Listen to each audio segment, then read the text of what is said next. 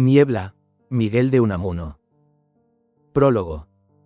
Se empeña don Miguel de Unamuno en que ponga yo un prólogo a este su libro en que se relata la tan lamentable historia de mi buen amigo Augusto Pérez y su misteriosa muerte, y yo no puedo menos sino escribirlo, porque los deseos del señor Unamuno son para mí mandatos, en la más genuina acepción de este vocablo.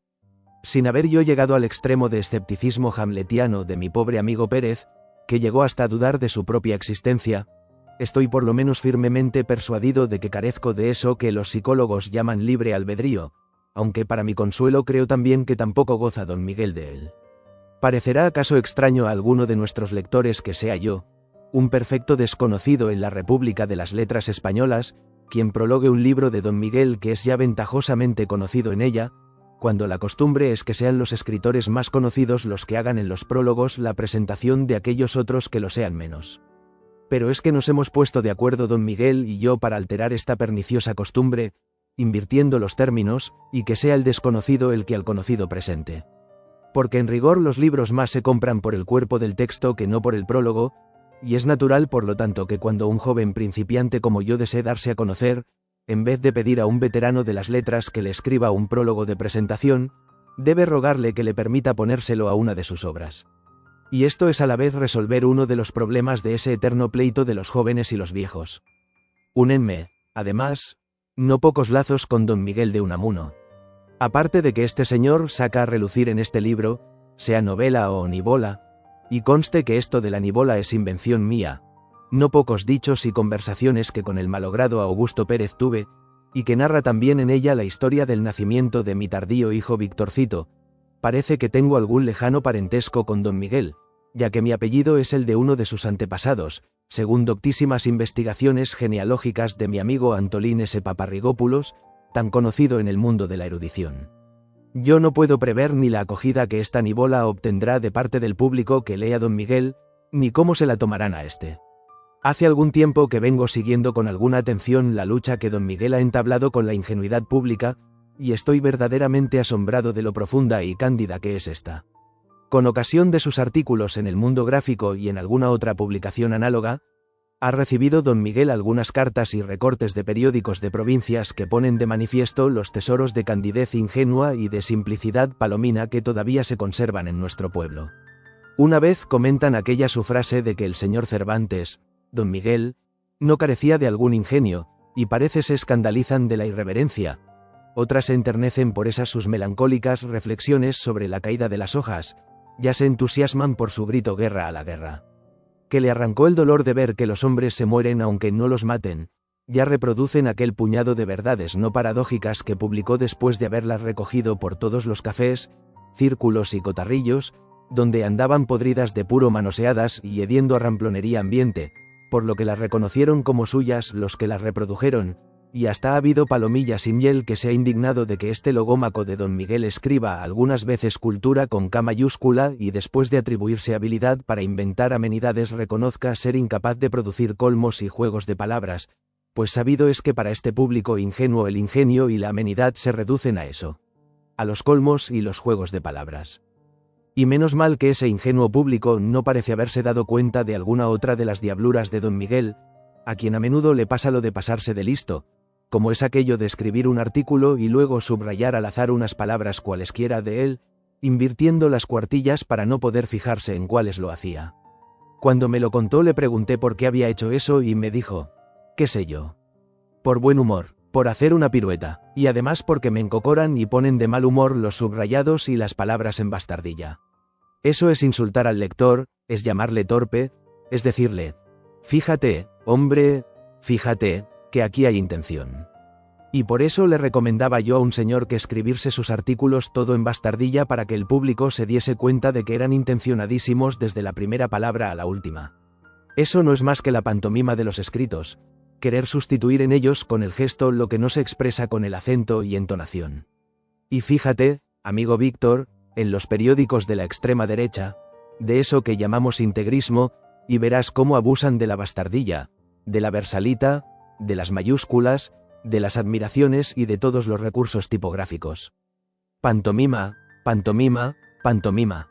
Tal es la simplicidad de sus medios de expresión, o más bien tal es la conciencia que tienen de la ingenua simplicidad de sus lectores. Y hay que acabar con esta ingenuidad. Otras veces le he oído sostener a don Miguel que eso que se llama por ahí humorismo, el legítimo, ni ha aprendido en España apenas, ni es fácil que en ella aprenda en mucho tiempo. Los que aquí se llaman humoristas, dice, son satíricos unas veces y otras irónicos, cuando no puramente festivos. Llamar humorista a Taboada, verbigracia, es abusar del término. Y no hay nada menos humorístico que la sátira áspera, pero clara y transparente, de Quevedo, en la que se ve el sermón enseguida. Como humorista no hemos tenido más que Cervantes, y si éste levantara cabeza, ¿cómo había de reírse? Me decía don Miguel, de los que se indignaron de que yo le reconociese algún ingenio y, sobre todo, ¿cómo se reiría de los ingenuos que han tomado en serio alguna de sus más sutiles tomaduras de pelo? Porque es indudable que entraba en la burla muy en serio, que de los libros de caballerías hacía el remedar el estilo de estos, y aquello de, no viene el rubicundo Febo, etc., que como modelo de estilo presentan algunos ingenuos cervantistas no pasa de ser una graciosa caricatura del barroquismo literario. Y no digamos nada de aquello de tomar por un modismo lo de, la del ALB sería, con que empieza un capítulo cuando el anterior acaba con la palabra hora. Nuestro público, como todo público poco culto, es naturalmente receloso, lo mismo que lo es nuestro pueblo. Aquí nadie quiere que le tomen el pelo, ni hacer el primo, ni que se queden con él, y así, en cuanto alguien le habla quiere saber desde luego a qué atenerse y si lo hace en broma o en serio. Dudo que en otro pueblo alguno moleste tanto el que se mezclen las burlas con las veras, y en cuanto a eso de que no se sepa bien si una cosa va o no en serio, ¿quién de nosotros lo soporta? Y es mucho más difícil que un receloso español de término medio se dé cuenta de que una cosa está dicha en serio y en broma a la vez, de veras y de burlas, y bajo el mismo respecto. Don Miguel tiene la preocupación del bufo trágico y me ha dicho más de una vez que no quisiera morirse sin haber escrito una bufonada trágica o una tragedia bufa, pero no en que lo bufo o grotesco y lo trágico estén mezclados o yuxtapuestos, sino fundidos y confundidos en uno. Y como yo le hiciese observar que eso no es sino el más desenfrenado romanticismo, me contestó, no lo niego, pero con poner motes a las cosas no se resuelve nada. A pesar de mis más de 20 años de profesar la enseñanza de los clásicos, el clasicismo que se opone al romanticismo no me ha entrado. Dicen que lo helénico es distinguir, definir, separar, pues lo mío es indefinir, confundir. Y el fondo de esto no es más que una concepción, o mejor aún que concepción, un sentimiento de la vida que no me atrevo a llamar pesimista porque sé que esta palabra no le gusta a don Miguel. Es su idea fija, monomaníaca, de que si su alma no es inmortal y no lo son las almas de los demás hombres y san de todas las cosas, e inmortales en el sentido mismo en que las creían ser los ingenuos católicos de la Edad Media, entonces, si no es así, nada vale nada ni hay esfuerzo que merezca la pena. Y de aquí la doctrina del tedio de Leopardi después que pereció su engaño extremo, Choe temo mi credea, de creerse eterno. Y esto explica que 3 de los autores más favoritos de don Miguel sean Senancourt, Quental y Leopardi.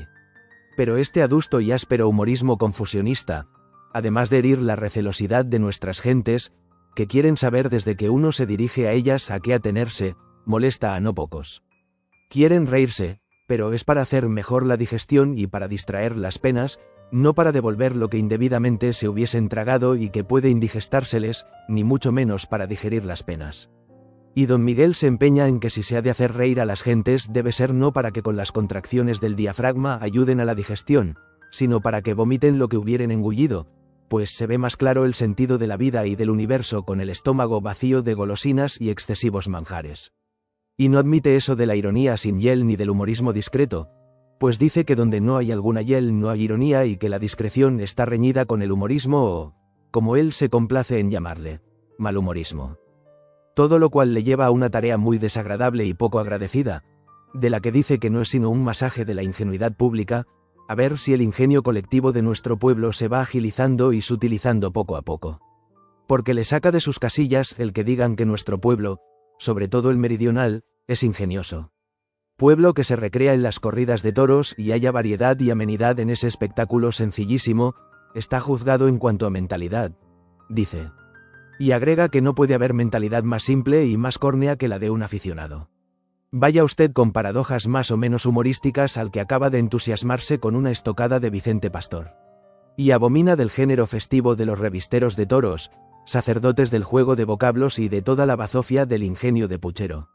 Si a esto se añade los juegos de conceptos metafísicos en que se complace, se comprenderá que haya muchas gentes que se aparten con disgusto de su lectura, los unos porque tales cosas les levantan dolor de cabeza, y los otros porque, atentos a lo de que sancta sancte tractanda sunt, lo santo ha de tratarse santamente, estiman que esos conceptos no deben dar materia para burlas y jugueteos.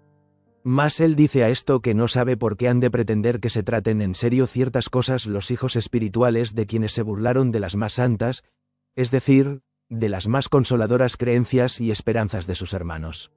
Si ha habido quien se ha burlado de Dios, ¿por qué no hemos de burlarnos de la razón, de la ciencia y hasta de la verdad? Y si nos han arrebatado nuestra más cara y más íntima esperanza vital, ¿por qué no hemos de confundirlo todo para matar el tiempo y la eternidad y para vengarnos? Fácil es también que salga diciendo alguno que hay en este libro pasajes escabrosos, o, si se quiere, pornográficos, pero ya don Miguel ha tenido buen cuidado de hacerme decir a mí algo al respecto en el curso de esta nivola. Y está dispuesto a protestar de esa imputación y a sostener que las crudezas que aquí puedan hallarse ni llevan intención de halagar a apetitos de la carne pecadora, ni tienen otro objeto que de ser punto de arranque imaginativo para otras consideraciones. Su repulsión a toda forma de pornografía es bien conocida de cuantos le conocen. Y no solo por las corrientes razones morales, sino porque estima que la preocupación libidinosa es lo que más estraga la inteligencia. Los escritores pornográficos, o simplemente eróticos, le parecen los menos inteligentes, los más pobres de ingenio, los más tontos, en fin. Le he oído decir que de los tres vicios de la clásica terna de ellos, las mujeres, el juego y el vino, los dos primeros estropean más la mente que el tercero. Y conste que don Miguel no bebe más que agua. A un borracho se le puede hablar, me decía una vez, y hasta dice cosas, pero ¿quién resiste la conversación de un jugador o un mujeriego? No hay por debajo de ella sino la de un aficionado a toros, colmo y copete de la estupidez. No me extraña a mí, por otra parte consorcio de lo erótico con lo metafísico, pues creo saber que nuestros pueblos empezaron siendo, como sus literaturas nos lo muestran, guerreros y religiosos para pasar más tarde a eróticos y metafísicos. El culto a la mujer coincidió con el culto a las sutilezas conceptistas. En el albor espiritual de nuestros pueblos, en efecto, en la Edad Media, la sociedad bárbara sentía la exaltación religiosa y aún mística y la guerra. La espada lleva cruz en el puño, pero la mujer ocupaba muy oceo y muy secundario lugar en su imaginación, y las ideas estrictamente filosóficas dormitaban, envueltas en teología, en los claustros conventuales. Lo erótico y lo metafísico se desarrollan a la par. La religión es guerrera, la metafísica es erótica o voluptuosa. ¿Es la religiosidad lo que le hace al hombre ser belicoso o combativo, o bien es la combatividad la que le hace religioso, y por otro lado es el instinto metafísico, la curiosidad de saber lo que no nos importa, el pecado original, en fin, lo que le hace sensual al hombre, o bien es la sensualidad la que, como a Eva, le despierta el instinto metafísico, el ansia de conocer la ciencia del bien y del mal. Y luego hay la mística, una metafísica de la religión que nace de la sensualidad de la combatividad. Bien sabía esto aquella cortesana ateniense Teodota, de que Jenofonte nos cuenta en sus recuerdos la conversación que con Sócrates tuvo, y que proponía al filósofo, encantada de su modo de investigar, o más de partear la verdad, que se convirtiera en celestino de ella y le ayudase a cazar amigos. Sintérates, con cazador, dice el texto, según don Miguel, profesor de griego, que es a quien debo esta interesantísima y tan reveladora noticia. Y en toda aquella interesantísima conversación entre Teodota, la cortesana, y Sócrates, el filósofo partero, se ve bien claro el íntimo parentesco que hay entre ambos oficios, y cómo la filosofía es en grande y buena parte el lenocinio y el lenocinio es también filosofía. Y si todo esto no es así como digo, no se me negará al menos que es ingenioso, y basta. No se me oculta, por otra parte, que no estará conforme con esa mi distinción entre religión y belicosidad de un lado y filosofía y erótica de otro mi querido maestro don Fulgencio entrambos mares del Aquilón, de quien don Miguel ha dado tan circunstanciada noticia en su novela o nivola Amor y Pedagogía. Presumo que el ilustre autor del Ars Magna Combinatoria establecerá, una religión guerrera y una religión erótica, una metafísica guerrera y otra erótica, un erotismo religioso y un erotismo metafísico, un belicosismo metafísico y otro religioso y, por otra parte, una religión metafísica y una metafísica religiosa, un erotismo guerrero y un belicosismo erótico, todo esto aparte de la religión religiosa, la metafísica metafísica, el erotismo erótico y el belicosismo belicoso. Lo que hace 16 combinaciones binarias. Y no digo nada de las ternarias del género, verbigracia, de una religión metafísico-erótica o de una metafísica guerrero, religiosa. Pero yo no tengo ni el inagotable ingenio combinatorio de don Fulgencio, ni menos el ímpetu confusionista e indefinicioncita de don Miguel. Mucho se me ocurre atañedero al inesperado final de este relato y a la versión que en él da don Miguel de la muerte de mi desgraciado amigo Augusto, versión que estimo errónea, pero no es cosa de que me ponga yo ahora aquí a discutir en este prólogo con mi prologado. Pero debo hacer constar en descargo de mi conciencia que estoy profundamente convencido de que Augusto Pérez, cumpliendo el propósito de suicidarse que me comunicó en la última entrevista, que con él tuve, se suicidó realmente y de hecho, y no solo idealmente y de deseo. Creo tener pruebas fehacientes en apoyo de mi opinión, tantas y tales pruebas, que deja de ser opinión para llegar a conocimiento. Y con esto acabo. Víctor Gotti. Post-prólogo. De buena gana discutiría aquí alguna de las afirmaciones de mi prologuista, Víctor Gotti, pero como estoy en el secreto de su existencia, la de Gotti, prefiero dejarle la entera responsabilidad de lo que en ese su prólogo dice. Además, como fui yo quien le rogué que me lo escribiese, comprometiéndome de antemano o sea a priori a aceptarlo tal y como me lo diera, no es cosa ni de que lo rechace, ni siquiera de que me ponga a corregirlo y rectificarlo ahora a trasmano, o sea a posteriori.